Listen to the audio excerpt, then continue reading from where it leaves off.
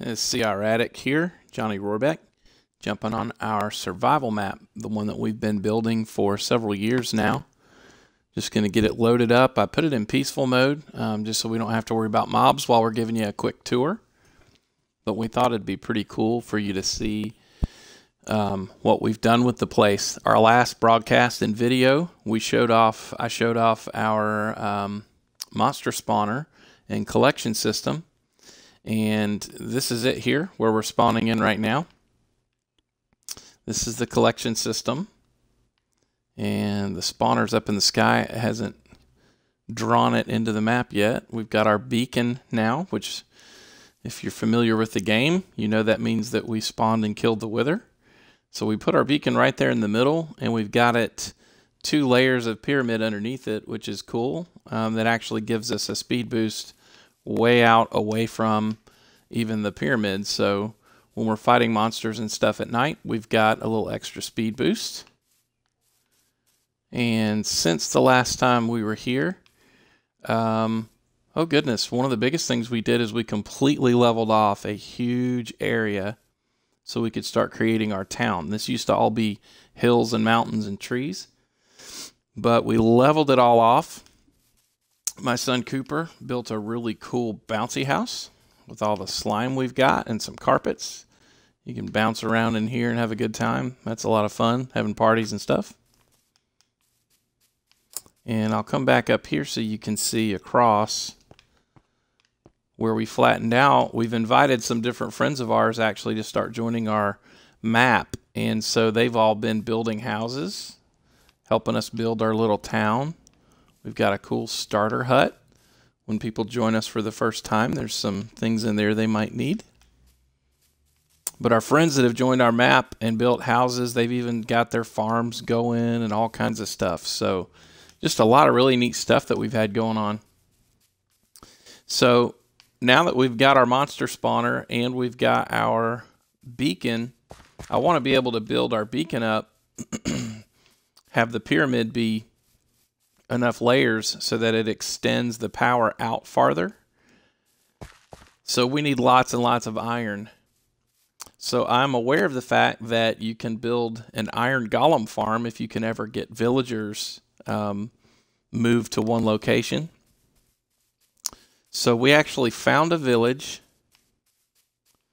and built one of the largest survival mode. It took so many resources, but we already had a ton of track that we had made a couple years ago.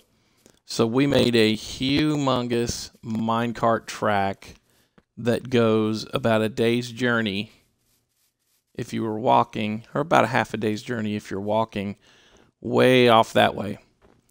And actually managed to get, let's see, do I have a minecart? Yeah, I'll hop in it and I'll show you the village that we had found. We managed to get 3 villagers put inside of a minecart so that they came all the way here to our farm. So I'm just going to take off, show you how long this is. Hopefully we won't hit any cows or any sheep or anything on the track, because that always makes us bounce backwards. So having the objective of wanting villagers and wanting to eventually build an Iron Golem spawning system took several different objectives, and in order to even get to that village with minecarts, I had to build this huge land bridge. So that's one of the things we like to do with Minecraft, is not just beat the in-game objectives, but we'll make big objectives for ourselves that have multiple steps that have to be accomplished, and then that way anytime we have time to play, oh no, move sheep, no, get out. Well, there went my minecart. Okay, we were almost to the little village. I don't think I have a second minecart either, do I? I don't. I should have brought one with me in case that happened. But that way, whenever we get time to play, we have, we know what we're working towards, so we can always spend a little time here or there on big projects. But here's the little village we had found. And the way that we got the villagers in the minecart is I broke all the doors on all their huts. I know that's mean. But then I put one door. Well, I had one door right here. We've already moved it. So they all crammed into here. And when they did that, they kept pushing each other into the mine cart that I had sitting there. And then I'd push the cart and off they would go. So we'll do a quick run as quick as we can. We'll get back to our village that we're creating, and I'll show you where these villagers dropped off. The cool thing is we only had gotten 3 villagers into our village, and they automatically started spawning like new villagers. They started mating or whatever, I guess, and making other baby villagers, which are really cute. That's like watching squirrels play with each other or something around. They're so fast and small. But once we got all of the villagers, they started spawning before we even put them in the contraption that was going to help us. Oh, my minecart. I don't have to run the whole way. Before we got them put into an Iron Golem spawner, an Iron Golem just naturally spawned right there in the village with them. So we thought that was pretty cool. So we know we're on the right track. This is so much faster than running.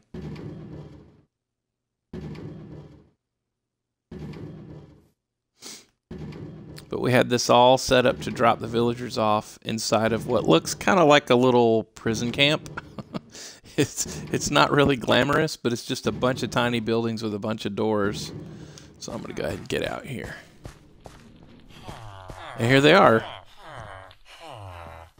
Our villagers. Uh-oh, one of them got in the cart. We even built a little extra farm for them because they like to have work to do. Okay, guys. I guess that must have landed right on him, so give me that. The other great thing... Why can't I pick that up? Oh, I don't need this spider eye. Go away, spider eye. The other great thing about having villagers right here in our map is that we can do trading with them for emeralds. And then we can trade the emeralds back to them for enchanted armor and other sorts of things like that. Now, one of the things that you got to watch out for, we originally had a door on here where we would go in and out, but the villagers were so fast they would run right past us to get out. So that was kind of crazy.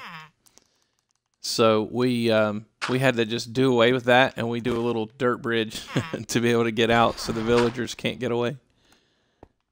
But this is our farm, if you haven't seen it before. I can't remember if I showed it to you in our last broadcast, but we've got a little bit of everything. Melons, netherwort, sugarcane, carrots, potatoes, wheat, pumpkins, all the essential stuff we need for brewing and cooking and eating. You see that little baby villager? So, we have done a lot of work since our last broadcast and last video, and we just wanted to show it off. Feel free, if you watch this video, to send me a friend request. I'm CR Addict, ADDICT, and you can come play on our map with us sometime. We'll be glad to give you a tour in first person. And if you're nice and you don't destroy things, we'll give you privileges, and you can build a house on part of our village, help us expand our town that we're building. We've got villagers you can trade with. We've got extra power coming from our beacon. Our monster spawner drops things that you need, like string and bone meal and arrows and things like that too. So it's at this point, for a survival map, it's about as close as you're going to get to playing survival, but having access to everything you would need like you're in creative mode. We've done the work. Come have fun with us and send us a message. CR space Addict, ADDICT is my gamer tag on Xbox Live. Come join me and my son. All right, y'all take it easy. Bye.